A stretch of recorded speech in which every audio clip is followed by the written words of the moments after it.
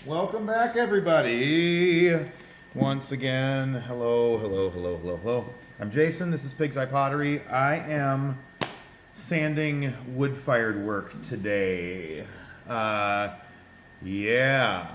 crispy, crusty wood-fired pots, and with that comes, unfortunately, not the most tactily pleasing to some people when it comes to like actually drinking out of these or using these pots. So I'm gonna run through how I sand these and make them a little bit easier on the senses when you're actually holding them.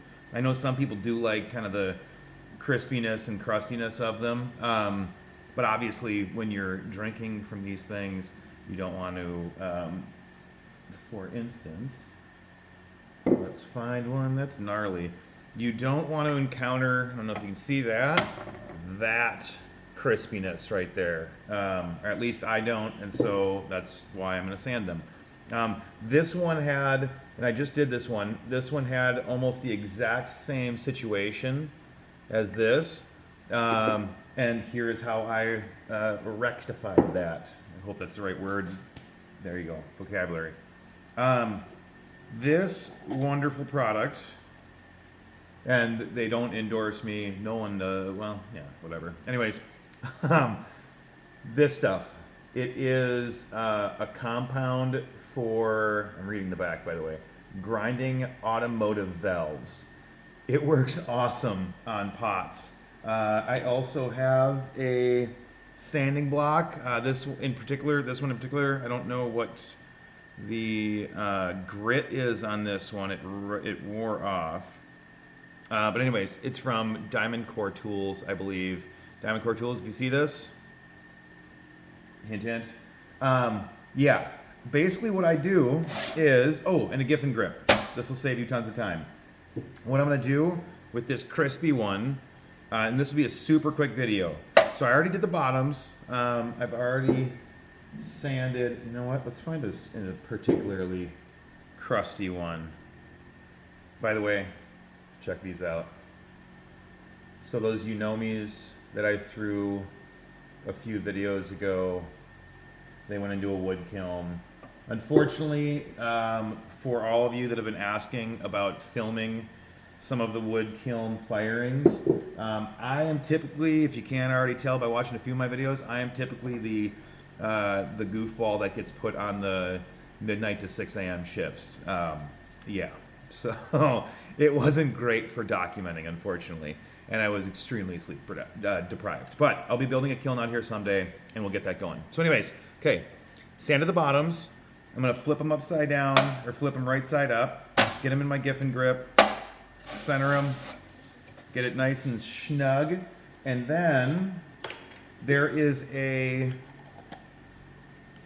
this is filthy. There's a coarse end and a fine end. The fine stuff is almost gone, and this might be overkill. Actually, this is ridiculous. I mean, I've sanded some wood-fired work, used both the coarse and then moved on to the fine, and literally the smoothest part of the pot are the feet, which is insane.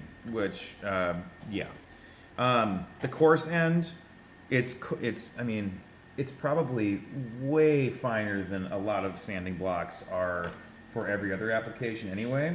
So what I do is I grab a little bit of this grinding paste, kind of coat the sanding block, and then really make sure this thing's tight. And then I'm gonna work on, again, like where it's all gonna touch. I'm not gonna touch this pot right now because there are some, you know what, actually, let me show you this. What I usually do is just give it a quick once over on the sides. I think this is gonna be the opposite of an ASMR video. This will probably make everyone uncomfortable. I'm gonna do the sides a little bit because I wanna stabilize this cup. If I start holding down the top with all these sharp edges, I'm for sure gonna like start cutting myself. So just stabilizing it a little bit, and then I'm gonna sort of like split it. If you can kind of see, I'm kind of splitting it in half like that. That way I'm not on one spot and this thing goes poof, and like rips off into no man's land. So, and I'm just gonna move this sanding block around, and you can kind of hear when it smooths out a bit. I want to get all on that kind of groove going in there.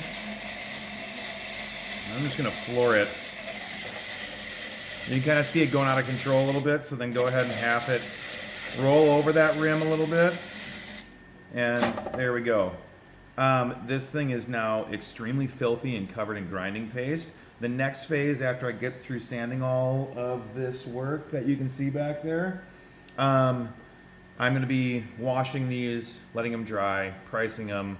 There's a sale this weekend. If you're in the Midwest, or if you're up for like a real quick random trip, the Backyard Pottery sale hosted by Peter Jadnath this weekend, September 15th through the 17th. Thank you for watching. I know that's super quick, but basically you can get this stuff on Amazon for like 15 bucks. It's nothing. These get a little bit spendier, but I've had this thing for, I want to say, like a year and a half, and it's still holding up decent. So still does the trick. Like, subscribe, share if you found some value in this. If you really found some value in this, there are ways to support the channel, myself, my efforts out here, down in the description below. Thank you again, and until the next time, yes, everyone enjoy your day. Peace.